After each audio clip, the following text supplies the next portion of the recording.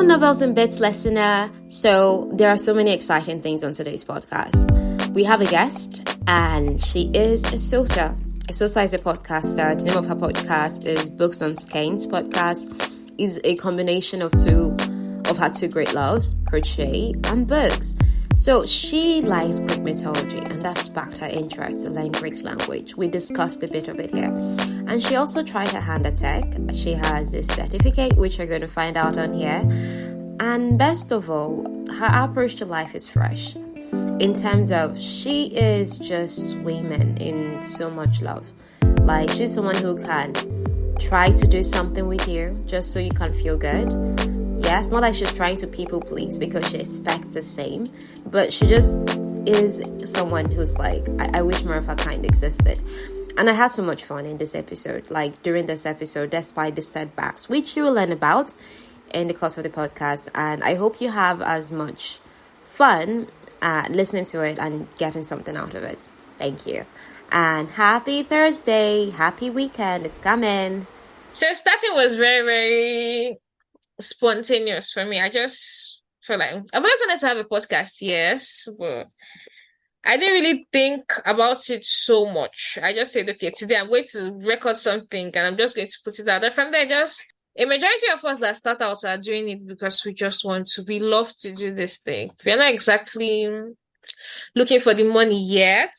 Until the money comes, we are more like the passion will get us the money. I used to feel like if I talk for too long, the podcast start becoming very disengaging. Like I don't want at any point to lose my audience attention. So, and I try to keep it short and simple okay, I think the shortest any episode has been is 8 minutes. So let me just say between 5 to 20 minutes. The first time I had an episode that was like 24 minutes, I didn't get as much listens. And I was trying to like give detailed explanation about the book and crochet. I was talking about crochet. So I was trying to like give detailed explanation about the books and crochet and everything and stuff, business people could do and all of that.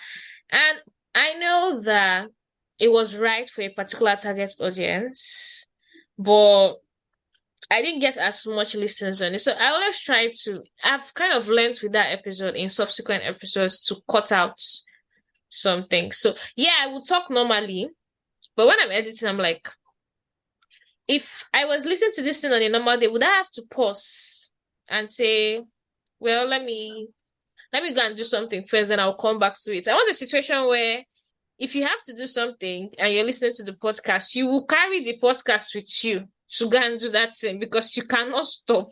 You have to listen as you're doing it. Like when someone says their podcast is 1 hour, like, are you not talking too much? People have a limited time span for all this stuff. That's what I feel. Because especially when they can't see your face. If they can see your face, you know, it's engaging and all of that. But when they can't see your face, you can't really tell. But then that's fine. Everybody can do what works for them. Eseosa, when we first started texting, you told me that, how I even found out about you is your cousin, the host of Love Podcast, Kezia. Please pronounce her name. Is she Igbo? No. We're actually from River State. Kezia. That's how we pronounce it. That's I know. But when it's spelled, it just looks like Kezia. But then we call her Kezia. So yeah. What does it mean? I don't know. It's a Bible name. I think it's a Hebrew name. That's like her English name. So I don't know what it means. Really? Honestly, I don't know what it means. What does your name mean?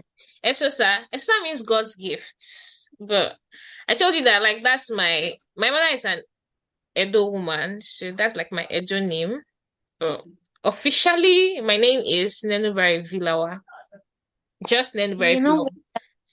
To ask you, the name showing on the video, it says Nenu Vilawa. Yeah, my name is Nenu Vilawa. It means God's gift. So my name is gift everywhere. It's gifts. It sounds like a South African name.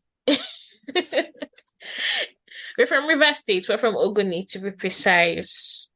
But I prefer to go by Eseosa. When people call me Eseosa, I feel like I have an alternate personality. Like I can pretend that I'm not Nenu, but I'm still Nenu, that kind of stuff. But it's still gifts. Everything, all my names means gifts, in whichever language. Okay, can you tell me how you started reading novels, like, and how it grew and grew until you decided to open a podcast dedicated to it? You can also tell me your crochet journey with it, because that's what I really like to find out about. Like, I come from a family of readers. My dad has always encouraged us to read. So I would read literally anything when I was little. I would read anything. He would even give us books and be like, read and give me a summary of it later. I and my other sister, so he has always like pushed us to read. And I found it comforting because I was a very quiet child while I was growing up. I didn't want to talk to a lot of people. So it was easier to read something and avoid talking to people than gonna start having to worry about interactions when I could actually be doing something useful with my time. So it just went on, and I kept reading. I've always wanted to have a podcast individually. I didn't really think I'll be talking about books. I just wanted to talk how long about random things. like when was the idea of a podcast better in your head? Like, when did you find out about a podcast and decide, oh, I think I want to do that too? I think it's because people always compliment my voice. Sounds very people always says your voice sounds nice and everything. And I know that I'm expressive enough. Okay. Where will I say it started? Well, let's say 2020, COVID year. COVID was tough for everybody. But then that's when it officially came to my head that I could start a podcast. But the truth is, I started out as a blogger first. I felt like I could do blogging. So it was still books and skins, but then it was a blog. And blogging just felt so edited. I felt like blogging was restrictive for me. I had to like be very technical with words and all of that. So I just opted for podcasting because yes, I knew I could do it. I already had a good voice. It wasn't really hard to figure out. And I said, okay, I'll start a podcast. Then I knew I would talk about books, but I felt like I should talk about more. So I started to talk about crochet on the side. Not on the side. I decided to talk about it together, just not in any particular order. I feel like crocheting was something that was very interesting and it was becoming popular. It's becoming more popular. At the time when I learned how to crochet, I learned how to crochet with a broomstick. It wasn't popular at that time. I'm serious. I learned in secondary school. We learned to a broomstick. So it wasn't popular at that time.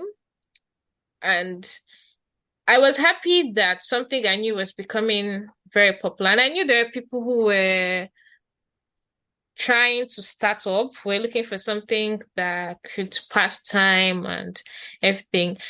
At the same time, I also wanted to warn them that as beautiful as crochet looks, it requires patience. There's this technicality with it. So it's not like it's an everybody thing. You can do it, but there's just more to it than how people just see beautiful clothes and are like, yeah, is that crochet? Or is it knitting? Some people like to confuse it for knitting, but that's a topic for another day. That's just a topic for another day. Yeah, if you can crochet, then you can definitely knit. If you can knit, then you can crochet. Can you knit? I can't. I can't say I can knit, but then I know the steps. I've never knitted anything before. That's just the truth. I've never knitted anything before, but I know the techniques. I have the tools to knit, but crochet just seems. I'm a person who likes familiarity. Let me put it like that. I've been so familiar with crochet, I do not feel any need to knit or anything. If I'm familiar with something, I'm familiar with it. I went to a boarding school, so it was very popular that most girls knew how to crochet. At that time, we used to call it knitting, funny enough. We used to call it knitting. So it was very popular that people knew how to do that stuff. And well, I just learned. I never knew I would have so much passion for it after. Plus, when I was looking for names for my blog, because I started out as a blogger, it was it just felt worse to be talking about only books. I wanted this to be more because I knew I could do something and add something to it. Books and skins was very appealing. Skins is like skin of yarn when I talk about crocheting. So I joined them together. I just figured if I'm talking about books and the name is books and skins, then I should talk about crochet too. So that's actually really interesting. What about your love for learning languages? You mentioned something when we were talking earlier that you were born in a French-speaking country, and then yes, you were also learning a language. Please can you remind me I was learning Greek on that? Yeah, that whole exploring languages born in a place other than Nigeria, because many of us can relate like about it. Yeah, it was cool. I can't say I know what growing up like, or I would have known what growing up in any other place apart from where I grew up was like, because I grew up there, obviously. So French was like a first language to me before English. When we even came back to Nigeria, I found it very hard to integrate back into. I couldn't speak English as much, so it made me pass off as a dumb child that I really couldn't talk or couldn't express myself and all of that because I didn't know what they were saying. It all felt strange. But yeah, gradually I've grown. I've known what living in Nigeria is like. I can't say it's the most palatable experience, but then here we are. I've always loved to learn. I have a knack for languages actually, because and I don't know if to say well if that's a family thing per se, because my dad also had it. He learned Greek and Hebrew. Well, that was like just for academic purposes. It's the reason why I started learning Greek was there was this time when I was obsessed with Greek mythology.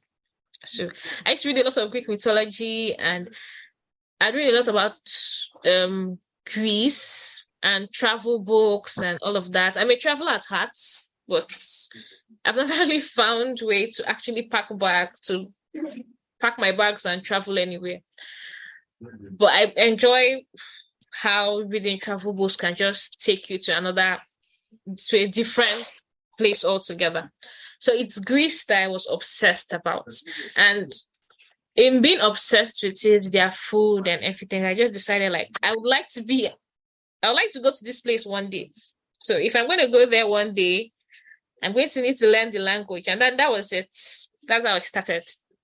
Every other language I've learned, Spanish. Spanish was very similar to French. So it did feel very natural to just learn Spanish. But I can't say I'm a guru at it. But for Greek, yeah, I try my best. Like you said a lot of beautiful things that, okay, your novel journey started, your crochet journey, learning languages. Yes, that was where we were at. You said you like Greek mythology, so that inspired you to start learning Greek.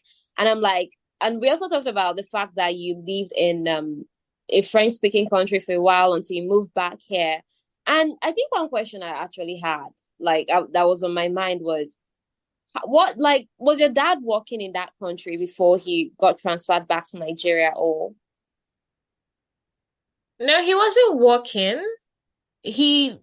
After their marriage, after my parents' marriage, they relocated.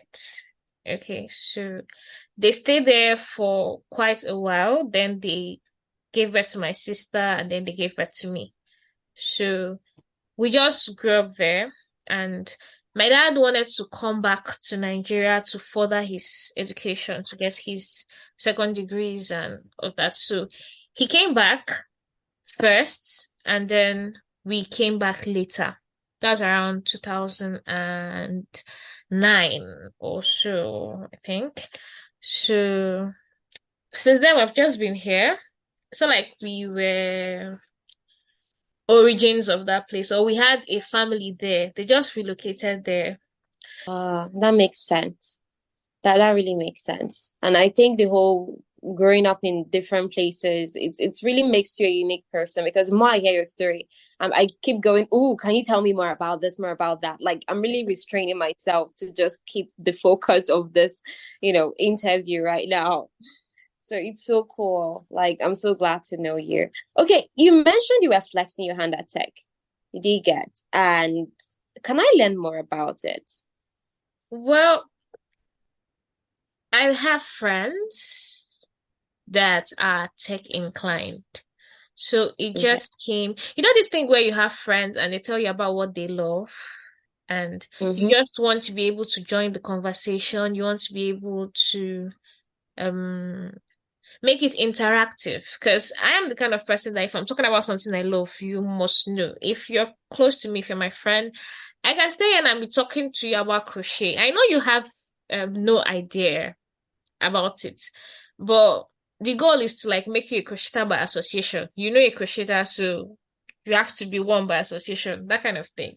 So most of my tech friends would just most times they would feel like it's weird to talk to me about tech.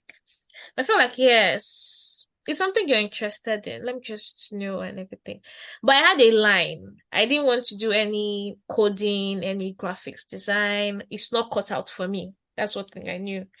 But I knew that there were other aspects of tech that didn't really require that, like technical writing, product management, cybersecurity. Well, there's a part of cybersecurity that involves tech, but I wasn't thinking about all of that then. So my my friend helped me search for courses that I could take on product management.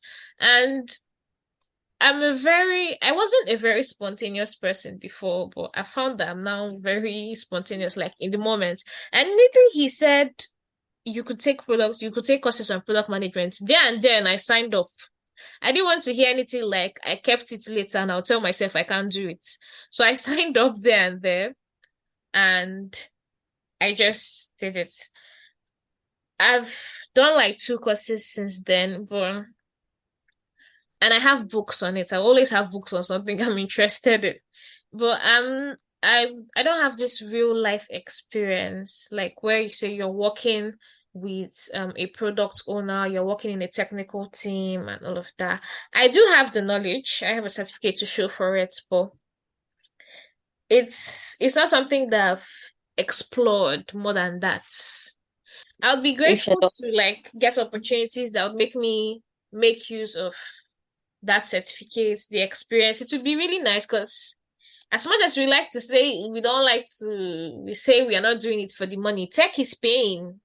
Tech is actually paying. So it wouldn't be bad to explore it. Plus, I'm a full-time student. I've said before that I've told you when we were conversing that being a student defines my life so much. And I'm just trying to get excellent grades and get it over and done with. But I still try to do other things on the side, of course, because I'm a living being. I have to do other things. Definitely. I really love the fact that what sparks this entire journey is just you saying, oh my God, I want to be able to talk to my friends, to meet them at their lane.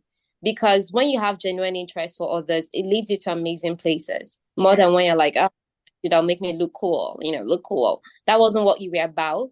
And that really says so much, that says so much about you. So you're amazing. In case someone hasn't told you today, you're Thank amazing. You love you. people. Thank you. The thing is, many of the people who listen to this podcast, like I'm calling them neighbors. It's a new term I came up with. Okay, the thing is, I'm a fan of like K-pop, and oftentimes most K-pop groups have like what they call fandom names. They Okay. get so maybe for something like New Jeans right now, their fan base is called Bunnies. For Twice, the girl group Twice, their fan base is called Ones. For Blackpink is Blinks, things like that. Yeah. So some YouTubers and some other people have also been adopting that thing, right? Like I know a girl, Inabi. She's a cover dancer. Like she covers dances. So what she calls her followers, over 2 million of them, is honeybees. Then I think this other person, Kelly Stamps, calls this thing her fan base Stampede. Do you get? Yeah. For me, novels and bits listeners, I think even me, because I listen to my podcast sometimes, I find it entertaining, but I listen to a whole lot more podcasts, definitely. So I'm calling our community neighbors, the neighbors community. So anyone who listens to novels and bits is going to be like, welcome to like, hey neighbors, what's good? Like instead of novels and bits listening, I was like, hey neighbors. So most neighbors love stories. That's why we are part of this community. So some get time to read, but some prefer movies. What can you tell me is the uniqueness of fiction books? Like, what do you find unique about fiction books? Like, how can reading or listening to fiction change the life of a neighbor? Do you get? I'm not talking movies now, just stories to listen to or books. So, Fiction knocks do you you get out the of question? reality. Yeah, I did get your question. I think the most distinct thing with fiction is that it knocks you out of reality. Like it's that this thing is obviously fiction is based on some kind of experience that the author has had, but they're trying to make you use your imagination. In reality, you know that these things might not be as they are presented in the book. But when you just need more like a very perfect story or a very crooked story, you turn to fiction. It's like how when you read fictional romance and you know that, well, someone can be, the way they describe this man in this book can't really be how a man would look like. Like, I've not seen a man that looks like that, but yeah, it's fine that in the book, I can imagine that there's someone like that. So, for me, I read fiction when I'm really stressed because everything around us is non-fiction. And it's not the most interesting of all most times. So when you just read fiction, you're like taken away from this very, very serious world, this world that presents itself in, it can either be this or this doesn't exist. Fiction allows you to use your imagination and just as many things can exist in your imagination. That's what fiction does for you. It makes you use your imagination more actively. Yeah. That's really sweet. You get it's a big time stress reliever. Okay, let's say neighbors, some of the neighbors read books already. Is there any benefit of listening to a podcast like novels and bits? Like, let's say you already read novels, Yeah. and because the first question I asked you was like, okay, so to someone reading or listening to this podcast, how can it change their lives? You mentioned the major point I took away was it relieves stress and is a way to explore all the possibilities instead of just narrowing yourself down to you know a reality that you're the only Yes. person Yeah. but in a case already reads books like you, why should they even listen to a fiction podcast? I mean, I already read novels, so why should I, it's not even an audiobook, so what's the point? What's in it for me? What would you say? It's like a sense of community. I feel very excited when I meet someone for the first time and then they tell me that they love to read books. I don't know you, but I feel like we're kindred spirits just because you love to read books. And to make it better, maybe your one of your favorite authors is also my favorite authors. Or talk about a book and you're like, yes, yes, yes, I know that book. Um, what we try to do, fiction podcasts that talk about books and all that stuff, is create this community, this kindred spirit with our listeners. Like, this person loves books too, and they talk about it with so much passion, and I love it too. But well, I don't talk about it, but I can listen to it. And at the same time, we also cater for the needs of those who do not really love to read books, but they just read books once in a while. The way we talk about books makes them want to read them because this was really enjoyable for this person to be able to present this book this way. It means that it was really interesting. It means that reading is a cool stuff to do. So like they want to read so that they can somehow understand it, so they can be as cool in quotes as you present the book to, or you present the book to them, or as you present readers to be. So we're like building a community of people who love to read and people who would love to read at the end of the day if they don't already love it. Okay, what if someone who doesn't read fiction stumbles on this podcast? Do you also think it would make them want to read? I mean, if I don't have interest in something, like I'm not a big person. I don't really like reading nonfiction a lot. Like I like the quotes from it. I mean, once in a while, maybe once a year or so, I could read a nonfiction book. Yeah. But normally, like, I think I'm going to be bored to sleep. Just tell me about it. Do you get? No, So I read nonfiction. I'm not particularly a picky reader, so I read nonfiction too. in my own case, I surround myself with more podcasts. That's why I decided to start one, the guys, because I'm like, I may not want to read about this, maybe about influencing branding products. I may not want to read about what it means to start up a newsletter. I may not want to read about all of the science behind Yes. why you should go like this, but I can listen. And it's easy to listen. Someone has already done the homework, recorded it, is talking to me about it. And out of one conversation, I could have read 3 books. Do you understand? Yeah. I say hours and I have a really great time. And I remember it better because we talked about it like we were having fun. I didn't Mm. have to read my butt down and read it like it was serious business, you know? So I that, totally get, because as a medical student, I have podcasts that I'm subscribed to that.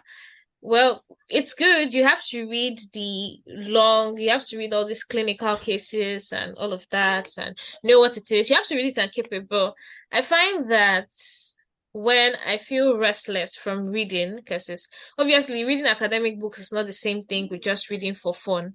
So when I feel mhm. restless, I just listen to podcasts like Ninja Nerd, Med Bullets, and it just comes together because as I'm listening to it, I'm remembering that I've read this somewhere and someone is telling me again, and I don't have to talk. I don't have to talk back. I don't have to reply them and tell them, oh, I've read this. I just know in my head that, yes, I've Yeah, read this. It's not a like I conversation. I'm just listening. Yes. improve your listening because you're like, oh, I just have to listen. And if I have anything to say to them in response, normally most podcasters leave like most podcasts, they leave like a place you can reach them on. So that's your own way. So now it helps you listen more. So you can take notes and say, okay, I'm gonna talk to them about this. Yeah. They get. So I really appreciate that too about podcasts. It generally improves your listening skills. Yes, it really does. It's just awesome. So before you leave, because honestly, we've had such a grand time with you, you have to tell us where we can find you, like stay connected to you. Then, one last thing is you have to recommend a book, like a fiction book. And since you read nonfiction, recommend a fiction book and nonfiction book. Okay. So Yeah. I am the beautiful voice behind Books and Skins podcast. So you can listen to Books and Skins podcast on Spotify for podcasters, on Spotify, Amazon Music, and Google Podcasts, of course. Um, you can reach me on Instagram too at Books and Skins Podcast. And for the books, I think that when we tell book lovers or readers to recommend a book, we put them on the spotlight because you start thinking, which one is the best? I want to give the person who I'm recommending this book to the best experience. Both of us know that no such thing as the best. Yeah. Just Okay. anything that has left you feeling good lately or left you with a lingering feeling lately. Oh, Okay, that would that has be to be the Gase. book you recommended for me. Reckless Oh, by Elsie Silva. exactly. Okay. You are in luck. Um, okay. I've actually even forgotten the name I gave the the podcast listener. I'm not used to it yet. Okay, novels and business. That's Niba. It's Okay, it. Niba, you are in luck because Reckless is gonna come live on the podcast in a few weeks. So just stay tuned, keep your notifications turned on. So when Reckless is live on the podcast, you can listen to the story. Or if you want to read it ahead of time, I will leave the description. Like I'll leave all this information in the show notes so that even how you can reach her on Instagram and everything. So you can just, you know, just have fun with it. So everything you need will be in the show notes. And thank you so much, Eseosa, for coming on the podcast today. We had Thank like you. 8,001 that could have been like, oh my God, I don't want to do this. But you kept pulling through for me. Thank you so much. You're I welcome. really I really appreciate that you could feature me on this episode. So thank you for that my too. my Niba podcast. I don't have an audience of more than 57, and I get an average listening of maybe 10 or so. Like it's a really small community. So yeah, really one of the people who's here as a baby. Like when the podcast is a baby. So when it's like a big deal and you're back on it, we'll be like, do you remember when we did this episode? Oh my God, we were so Exactly. yes. So okay. Of But course, I really, would love to do this some other time. You could be a guest on mine too.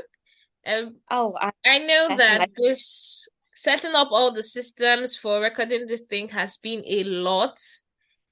Breaking transmission, all of that network, Nigeria just being Nigeria, and we have pulled through. So thumbs up. Well, yes, thumbs up to both of us. Thank you. All right then. Bye bye. So Bye.